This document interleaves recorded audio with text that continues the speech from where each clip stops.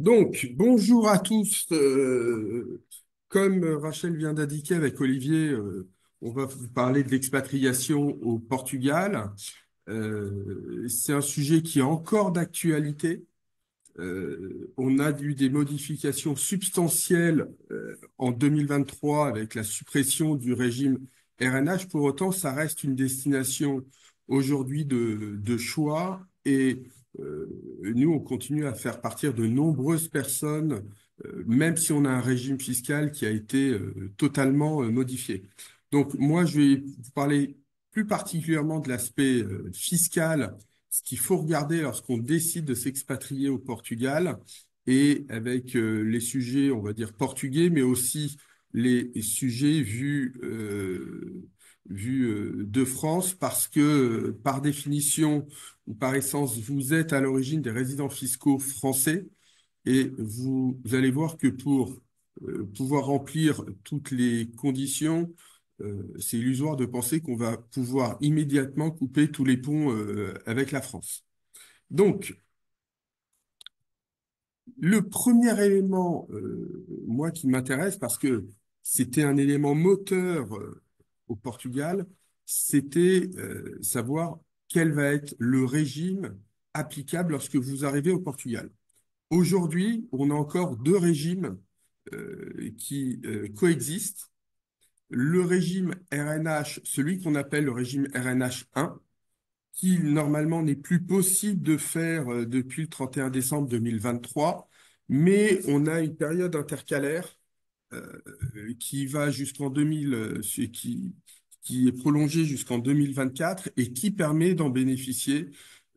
Donc, quand on est sous ce régime d'origine, il faut effectivement aller le chercher puisque c'est un régime plutôt très bénéficiaire avec derrière un sujet d'imposition, de non-imposition sur les revenus de sources étrangères et une imposition plafonnée à 20% sur les revenus de sources portugaises. La durée de 10 ans est extrêmement intéressante. Donc le gouvernement de gauche, de tomber aux dernières élections, avait décidé sa suppression. Le gouvernement de droite qui arrive en 2024 a confirmé sa suppression et avec un nouveau régime, ce qu'on appelle RNH2, qui est beaucoup plus limité et qui s'applique. Alors, on parle de profession à haute valeur ajoutée, c'est principalement dans les cadres de la recherche, de tout ce qui peut être création intellectuelle. Alors, les contours sont quand même très très vagues parce que nous, on interroge nos correspondants au Portugal, eux-mêmes n'ont pas des définitions très larges puisque c'est en train de rentrer en application. Ce qu'on sait, c'est que les personnes vont pouvoir bénéficier d'un plafonnement d'imposition à 20% et derrière de certaines dispositions sur les autres revenus que les revenus d'indépendants ou de salariés. Autre précision, on aurait un régime plus large puisqu'il s'appliquerait également aux Açores et à Madère. Voilà ce qu'on sait aujourd'hui, c'est quand même très très vague. Donc là, on est sur une période quand même intermédiaire où, dans un cas, on a des personnes qui peuvent encore aller chercher le régime RNH1 et d'autres qui vont être plutôt intéressés sur le RNH2. Maintenant, qu'est-ce qui se passe? Ce qu'il faut regarder, c'est que la fiscalité portugaise est plutôt lourde, même si, contrairement à la France, elle va dans un sens de leur diminution. Aujourd'hui, on a des tranches qui vont jusqu'à 48%. Alors, en France, on va jusqu'à 45, mais on a la contribution sur le revenu, puis vraisemblablement, on va avoir des choses supplémentaires. La spécificité de la France, c'est que la fiscalité et l'impôt sur le revenu n'est pas un impôt élevé. Alors, on le voit typiquement ici, puisque si vous regardez sur la présentation, on a un impôt sur le revenu au Portugal à 48% au-dessus de 80 000 euros. Nous, on a des tranches très larges en France, et on voit qu'à ce niveau-là, on est à 30% et qu'on ne commence à être à 45% qu'au-dessus de 168 000 euros. Maintenant, il n'y a pas que l'impôt sur le revenu. Il n'y a pas, par exemple, au Portugal, d'impôt sur le patrimoine ou d'impôt sur les successions. Euh, Autre élément, pour montrer qu'on va vers une évolution fiscale totalement différente, c'est qu'en France, on a un impôt société à 25% et on est en train de se dire, pour combler le trou, on va être vraisemblablement obligé de l'augmenter. Alors, pas pour les PME, pour des sociétés plus grosses. Aujourd'hui, le projet du gouvernement de droite qui est au Portugal et ce qu'on voit nous passer, c'est qu'il y a une volonté de passer de 20 à 12% d'impôt société. Donc, il est certain qu'avec un taux de société qui viendrait à la moitié du taux français, en termes de compétitivité fiscale, il n'y a pas vraiment photo. Donc, ça, c'est pour faire une présentation de la situation actuelle sur les personnes physiques avec différents impôts et l'impôt sur les sociétés. J'aime à répéter que on peut partir notamment pour des raisons fiscales, mais je n'ai pas de clients et on a beaucoup de clients qui partent en permanence aux quatre coins du monde, qui partent exclusivement pour des raisons fiscales. J'ai d'ailleurs un certain nombre de clients qui partent dans des destinations où, sur certains aspects, leur fiscalité va être plus importante. Donc, et c'est le cas typique de ce qu'on voit aujourd'hui vers le Portugal. Il y a des personnes qui disent, je préfère aller vivre pour telle ou telle raison au Portugal plutôt que rester en France, même si sur certains aspects, je vais payer plus d'impôts. Donc, ça, c'était sur l'analyse de la résidence et de l'analyse de la fiscalité portugaise. Maintenant, lorsqu'on souhaite partir, lorsqu'on va faire les préparatifs, il y a un certain nombre de questions à se poser pour pouvoir déterminer la résidence fiscale et les différentes impositions. Première question, quelles vont être les modalités de départ de France? Alors, avant, c'était plutôt clair parce on partait pas. Maintenant, moi, j'ai des clients qui sont des nomades. Donc, avec un ordinateur, ils peuvent être un peu partout et nulle part à la fois. Il y a un grand principe qu'il faut comprendre, c'est que lorsqu'on quitte la résidence fiscale française, c'est pour aller devenir résident d'un autre pays, en l'occurrence le Portugal. Ça n'existe pas. Il est impossible d'être résident fiscal d'aucun pays. Donc, ce qui va être important, c'est de déterminer est-ce qu'on est sur un départ définitif. Alors, quand je dis départ définitif, à n'importe quel moment, sur n'importe quelle destination, on peut revenir. Et le Portugal, en plus, n'est pas contraignant à ce niveau-là. L'Italie est plus contraignant dans certains régimes de faveur que vous allez utiliser en Italie. Si vous ne les respectez pas, on va vous demander de les rembourser. Là, ça n'a jamais été le cas avec le régime RNH portugais. Donc, la question, c'est de savoir, est-ce que vous partez pour un an, deux ans, trois ans, ou pour quelques mois? Ça va permettre de connaître quelle va être votre résidence fiscale.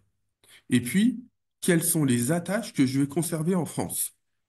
Est-ce que je conserve mon activité professionnelle?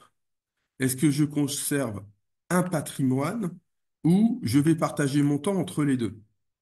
Alors, selon qu'on soit retraité ou non retraité, on va rentrer dans l'une ou l'autre des catégories.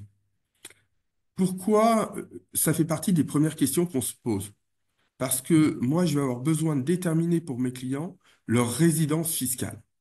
La résidence fiscale, l'analyse de la résidence fiscale se trouve pas dans l'analyse du droit interne portugais ou même du droit interne français dans l'article 4b du Code général des impôts qui définit la résidence fiscale. On va aller voir le traité qui lie le Portugal à la France. Un traité a une valeur juridique au niveau de la hiérarchie des normes supérieure à une loi. Alors, que dit le traité? On va aller regarder en premier le foyer d'habitation, la possibilité d'avoir un lieu de séjour. Si vous avez un foyer d'habitation au Portugal et vous n'en avez plus en France, ou parce qu'il est en train d'être vendu, ou parce que vous l'avez loué, ou parce que vous l'avez donné en commodat, vous serez obligatoirement résident fiscal portugais. Si vous conservez une ancienne résidence, qu'elle soit ancienne principale ou ancienne secondaire en France, et que vous en avez une au Portugal, on va aller voir le deuxième critère, puisque l'analyse des critères se fait de manière alternative et successive.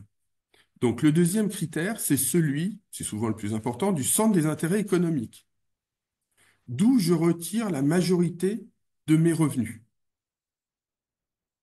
Alors, ça va être plutôt clair, hein. On va faire une analyse en regardant votre déclaration d'impôt et en regardant ce qui vient de France et ce qui vient d'ailleurs. C'est pour ça que nous, on est souvent beaucoup plus serein lorsque nos clients n'ont plus de foyer d'habitation en France. Parce que je n'ai pas besoin d'aller voir le centre des intérêts économiques. Si j'ai besoin de le voir, il faut qu'il soit rapidement hors de France, ce centre des intérêts économiques. Après le centre des intérêts économiques, on a deux autres critères, mais qu'on voit rarement, c'est la durée du séjour et la nationalité. Donc cette analyse, c'est vraiment l'analyse préalable qu'il faut faire. Et nous, souvent, on l'a fait pour nos clients au regard, on le fait généralement après un premier rendez-vous d'une heure et demie, où on essaye, où moi j'essaye de voir quelle est vraiment leur situation, leur typologie et comment ça va pouvoir fonctionner. Et très souvent, sur nos clients qui viennent nous voir des fois un mois avant de partir, mais plus souvent un an ou 2 ans avant de partir, ça précise la situation et ce qui va avoir lieu de faire ou ne pas faire pour pouvoir respecter les différents éléments. Donc, une fois qu'on a ça, on va aller regarder la situation personnelle. Est-ce qu'on est retraité? Et on va avoir un sujet de retraite moins un sujet de durée. Est-ce qu'on est actif avec enfants ou sans enfants? Les enfants vont être un moyen de solidifier la résidence fiscale. Et puis, on va aller analyser les incidences fiscales en France. Les incidences fiscales, c'est dire où est-ce que je vais aller payer de l'impôt. Donc, on va regarder les revenus de sources françaises. Première source de revenus, les salaires. Typiquement, là, on a, nous, en permanence, tous les mois, au moins ou un ou deux foyers qui partent et qui me disent, bon, nous partons, mais je me suis mis d'accord avec mon employeur, je conserve une rémunération de source française et je vais faire du télétravail. Alors, on lui explique les incidences. En fiscalité, c'est quasiment la même chose que ne pas partir puisqu'on va avoir une retenue à la source en France. Lorsqu'on a des retraites, on va aller distinguer les retraites publiques qui sont toujours imposables en France des retraites privées qui ne sont jamais imposables en France et du coup imposables au Portugal. Après, on va avoir ce que moi j'appelle les revenus fonciers, mais on va dire plus généralement les revenus immobiliers, qui sont de deux catégories, soit du foncier, soit du revenu industriel et commercial qui vient d'une location meublée. Alors, très important, pour les rémunérations, les salaires et les retraites, on a un barème qui prévoit une imposition uniquement en fonction de la personne et pas en fonction du foyer familial. Sur les revenus fonciers, même chose. Dès le premier euro, vous êtes imposé à 20% et au-dessus de 27 000 et quelques euros, vous allez être imposé à 30%. Si maintenant au Portugal, vous n'avez pas un régime de retraite et vous ne cotisez pas à la sécurité sociale, vous devrez en plus payer en France les cotisations sociales, qui sont aujourd'hui de 17,2%. Donc on a une imposition extrêmement importante. Autre élément, les cessions de droits de société. Alors on va en parler peut-être plus précisément après avec l'exit tax. La crypto-monnaie, il faut savoir qu'il n'y a pas d'imposition au Portugal lorsqu'on n'a pas une activité professionnelle. Attention, le jeu des autorités portugaises, c'est d'aller chercher tout le monde en leur expliquant que vous êtes un professionnel de la crypto-monnaie. Donc, on a un certain nombre de personnes qui vont transférer leur résidence fiscale au Portugal pour pouvoir aller officialiser des plus-values latentes sur de la crypto-monnaie. Dernier élément que vous pouvez encore conservé en France, c'est l'impôt sur la fortune immobilière. Par définition, l'impôt sur la fortune immobilière, lorsque vous serez non-résident, ne concernera que les biens français. Si avant de partir, vous aviez des biens français et portugais ou autres, ben, une fois que vous êtes parti, on ne regarde que la France puisque vous devenez non-résident. Petite précision, si vous conservez votre ancienne résidence principale, votre IFI va augmenter à minima de la perte de l'abattement de 30%. Vous avez un abattement de 30% sur votre résidence principale, vous pouvez être amené à perdre cet abattement. Et donc, à déclaration identique, vous allez voir que le montant augmente. Là, on est donc sur le sujet. Après, il nous reste vraiment 4 points avant qu'Olivier intervienne à voir et à préciser. Le sort de la résidence principale. Le Portugal étant dans l'Europe, euh, vous avez les mêmes modalités de cession de votre résidence principale que si vous passiez de Paris à Clermont-Ferrand.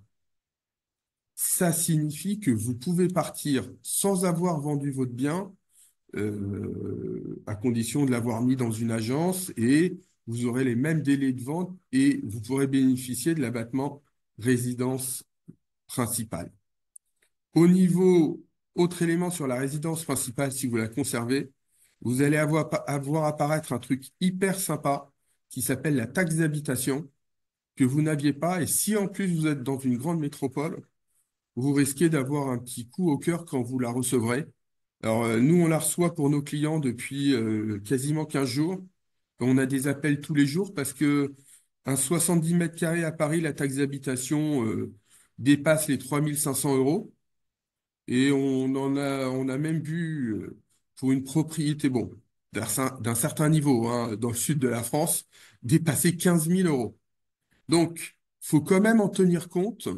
Ça se mérite et ça se paye de conserver une habitation en France. L'exit tax, vous êtes dans l'Europe, donc on aura un mécanisme particulier. L'exit tax, c'est si vous détenez des titres de société soumises à l'impôt sur les sociétés et par définition des plus-values latentes. Deux cas. Vous avez votre participation à une valeur supérieure à 800 000 euros, soit vous détenez 50% au plus d'une société soumise à l'IS. Alors, c'est un vrai sujet, l'exit tax, donc on ne va pas venir le détailler ici, mais il faut y penser parce que sinon vous allez vous faire rattraper. Avant-dernier élément, le régime matrimonial et les sujets de transmission. Partir, ce n'est pas uniquement régler des problématiques fiscales. Faut aller regarder le droit civil et éventuellement, alors nous au Portugal on le fait très souvent, euh, faire rédiger un testament. Dernier élément, sur la sécurité sociale française, si vous êtes non résident, vous ne pourrez pas en bénéficier de la sécurité sociale française, sauf si vous êtes retraité et que vous avez cotisé au moins 15 ans en France. À ce moment-là, vous passerez de votre caisse de sécurité sociale CPAM à une caisse particulière qui est la CNAREF qui, depuis 2019, gère les Français résidant à l'étranger et uniquement pour des remboursements de soins réalisés en France. Voilà, dernier point que je préciserai pour les personnes qui partent et notamment les retraités. Depuis 2019, on a un véritable sujet qui est celui euh, du prélèvement à la source. Donc, comme je vous ai dit, les retraites privées ne sont pas imposables en France, mais il faut circulariser les caisses de retraite. Alors nous, maintenant, ils nous connaissent bien parce qu'à force de les circulariser, et après, aller demander le remboursement à la France, à l'administration fiscale dans le cadre d'une opération. Donc, voilà ce que je voulais vous dire à ce niveau-là de la présentation. J'ai vu qu'il y a un certain nombre de questions, mais je pense qu'Olivier, tu vas peut-être faire ta présentation parce que c'est des sujets que tu peux aborder. Et puis on fera plutôt une synthèse à la fin sur les sujets parce on nous parle du PEA, du PER. Je pense qu'Olivier connaît par cœur. C'est un grand sachant sur ça. Et sur les voitures, il connaît un peu moins bien, donc je prendrai la main tout à l'heure. Vas-y, Olivier, j'ai enlevé le partage. Et puis, si vous avez d'autres questions, n'hésitez pas, mettez même des idées, des choses, ça nous permettra de manière transversale, pouvoir répondre. Et je vais enlever mon micro, ça vous évitera d'avoir un petit bruit de fond désagréable. Olivier, je te donne la parole. Donc, bonjour à tous. Donc, effectivement, les questions d'Oscar vont permettre de faire la transition. Donc, moi, je suis conseiller en gestion de patrimoine basé à Paris et j'interviens justement plutôt sur la partie organisation de vos placements financiers dans l'optique d'une expatriation. Il y a des questions là sur le PEA, sur le plan épargne retraite. De manière générale, quand on va s'expatrier, et notamment au Portugal, il y a une enveloppe de placement qui est à privilégier plutôt que les autres, selon moi, c'est l'assurance vie, et l'assurance vie plutôt luxembourgeoise pour délocaliser son patrimoine hors de France.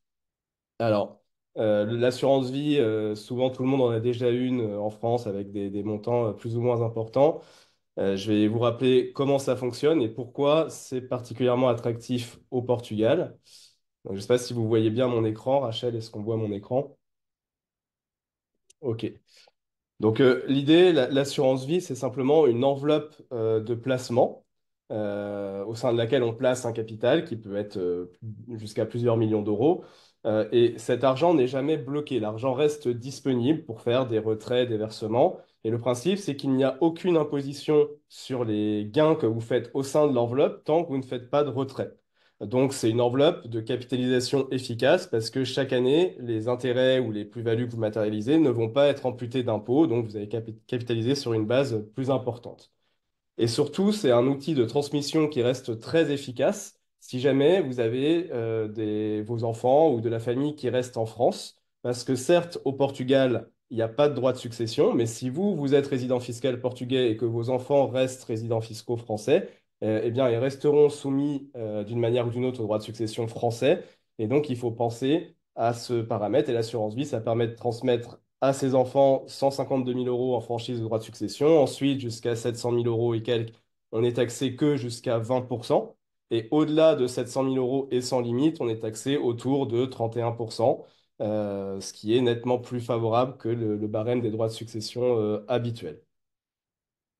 Quand vous êtes résident portugais, il y a deux situations. Soit vous bénéficiez du régime RNH, et dans ce cas-là, vous avez une fiscalité favorable sur vos revenus de source étrangère, mais ce régime RNH, il s'arrête au bout de 10 ans. Donc, au bout de 10 ans, on retombe de toute façon dans la fiscalité classique du Portugal. Soit on n'est pas éligible, et puis, eh bien, on est imposable à l'impôt classique au Portugal. Le fait d'avoir son argent placé dans un contrat d'assurance vie, ça va permettre d'être dans le régime fiscal de l'assurance vie. Et c'est un régime qui est très avantageux en termes d'imposition sur les gains quand on veut retirer de l'argent, par exemple, pour avoir des revenus complémentaires, et qui ne dépend pas du fait de savoir si vous êtes RNH ou pas RNH, c'est la fiscalité de base portugaise. Donc concrètement, quand vous placez une somme, si vous avez des gains, si on fait des retraits après 8 ans sur un contrat d'assurance vie au Portugal, on va être imposé sur les gains au taux de 11,2%. Donc, c'est un taux d'imposition sur les plus-values réalisées qui est très faible, puisque en France, la flat tax est toujours aujourd'hui à 30%. Au Portugal, quand on réalise des plus-values ou qu'on perçoit des intérêts et qui sont imposés au Portugal, on est à un niveau d'imposition à 28%. Donc, quand on matérialise des gains dans une assurance vie et qu'on fait un retrait, la fiscalité sur ces retraits n'est que de 11,2%. Donc, c'est un taux qui est imbattable. C'est pourquoi c'est une enveloppe de placement qui est très intéressante pour faire fructifier un capital et en tirer des revenus. Donc, je vous mets un exemple concret. Si vous placez 500 000 euros sur une assurance vie à un rendement moyen de 6% par an pendant 8 ans, les 500 000 euros que vous avez placés, dans 8 ans, ils vaudront 795 000 euros. Donc sur le contrat, vous avez un capital initial versé de 500 000 et une plus-value de 295 000 euros. Cette plus-value, elle n'est pas taxée, sauf si vous faites des retraits. Imaginons que vous ayez une année donnée un besoin de revenus complémentaires et que vous décidiez de retirer 10 000 € une année sur votre contrat. Si vous retirez 10 000 €, d'un point de vue fiscal, on va considérer que sur ces 10 000 €, il y a seulement 3 700 € de taxables à l'impôt sur les gains sur l'assurance vie. Ça représente 37%, c'est la pondération de la plus-value dans le contrat. Et si vous payez 11% d'impôt sur 33 700 €, bah, ça vous fait un impôt de 414 €. Donc vous allez pouvoir bénéficier de 10 000 € de capital que vous allez pouvoir utiliser pour votre train de vie, avec un frottement fiscal très faible, puisque seulement 414 € d'impôt. Donc d'un point de vue fiscalité sur les retraits, c'est imbattable. Et d'un point de vue transmission, j'insiste bien, si jamais vous avez des héritiers euh, qui sont, excusez-moi, je branche mon chargeur, voilà, qui sont encore en France, eh bien c'est avantageux. Ensuite, généralement, on va privilégier des contrats de droit luxembourgeois plutôt que des contrats de droit français. Euh, Parce que ça va apporter une sécurité supplémentaire sur les capitaux, notamment en cas de crise systémique, on a un triangle de sécurité qui fait qu'en cas de faillite d'un assureur ou d'une banque, il y a des sûretés beaucoup plus fortes que si vous avez un contrat situé en France. Ça permet d'échapper à des lois de blocage comme la loi Sapin 2, dont vous avez peut-être entendu parler, qui permet au gouvernement français d'empêcher les retraits sur les contrats d'assurance vie pendant une certaine durée. Le fait d'avoir son argent au Luxembourg, ça permet d'échapper à ça. Et si un jour l'État français bah, votait des taxations sur l'épargne, si vous êtes non résident au Portugal, mais que vous avez toujours des contrats en France, bah, vous seriez soumis très probablement à ces taxations, alors que si vous êtes résident au Portugal avec un contrat au Luxembourg, bah, ça vous permettrait d'éviter ces taxations sur ces sommes. Et ensuite, ça a de vrais avantages en matière de gestion, parce qu'au sein d'un contrat d'assurance vie français, on est limité dans ce qu'on peut faire. L'assureur vous donne une liste de choix d'investissement. On est obligé de choisir nos, ces investissements dans cette liste. Et dans un contrat luxembourgeois, bah, on n'est pas du tout contraint. On peut faire ce qu'on veut. On peut acheter des actions en direct. On peut avoir n'importe quel fonds, que ce soit des fonds français, luxembourgeois, américains, chinois. On peut investir en private equity. On peut avoir des fonds alternatifs. Donc, on a une flexibilité de gestion qui est beaucoup plus importante que sur un contrat français. On me demande souvent le rendement qu'on peut attendre de ce type de placement. Donc, le rendement qu'on peut attendre de ce type de placement, il dépend surtout de votre profil, de vos objectifs, de vos horizons de placement, de vos tolérances aux fluctuations. Et donc, finalement, on fait une allocation d'actifs au sein du contrat qui correspond aux besoins que vous pouvez avoir. Est-ce que c'est faire fructifier votre capital? Est-ce que vous avez besoin d'un revenu complémentaire? Dans combien de temps? Combien? Voilà, donc on regarde ça ensemble pour vous donner des exemples de ce que ça peut donner sur 10 ans sur un portefeuille de risque équilibré, donc un risque moyen, ni très prudent, ni très dynamique. C'est-à-dire une allocation où il y aurait 50% des sommes placées sur des véhicules prudents et 50% des sommes placées en actions. Bah, sur 10 ans, vous auriez eu une performance annualisée de l'ordre de 6% par an, en analysé sur 10 ans, avec une perte maximale, une baisse maximale à un instant T de 22%. Sur un portefeuille dynamique, c'est-à-dire un portefeuille qui aurait été investi 100% en actions, bien sûr 10 ans, vous auriez eu une performance annualisée supérieure à 10% par an, avec une baisse maximale à un instant T au moment du Covid de l'ordre de 30%. Donc voilà ce que je voulais vous dire. Concrètement, faut ouvrir un contrat d'assurance vie auprès d'un vrai assureur luxembourgeois. Et ensuite, au sein de ce type de contrat, eh bien, on peut faire ce qu'on veut. Sur les questions qu'il y avait au début, à savoir sur le plan épargne retraite. Donc le plan épargne retraite, il y a des stratégies, enfin une stratégie qui peut être intéressante si vous êtes proche de la retraite, c'est de faire vos versements avant de vous expatrier pour bénéficier de vos déductions d'impôts. Et une fois que vous êtes résident portugais, si vous débloquez, il y a une possibilité de récupérer votre capital finalement sans... Puisque le plan épargne retraite, on déduit, enfin, on a une réduction d'impôt l'année du versement, mais on est réimposé l'année du retrait. Si vous faites le versement en France, vous avez un versement en France, et si vous faites un retrait au Portugal, depuis le Portugal, bah, peut-être que Georges confirmera ou pas, mais normalement, vous n'êtes pas imposé sur l'aspect français. Sur le PEA, euh, dès lors que vous êtes résident fiscal portugais, finalement, vous perdez le bénéfice du PEA, puisque les plus-values que vous réalisez au sein du PEA sont imposées au Portugal. Du coup, vous n'avez plus l'intérêt du gain fiscal en France pour moi.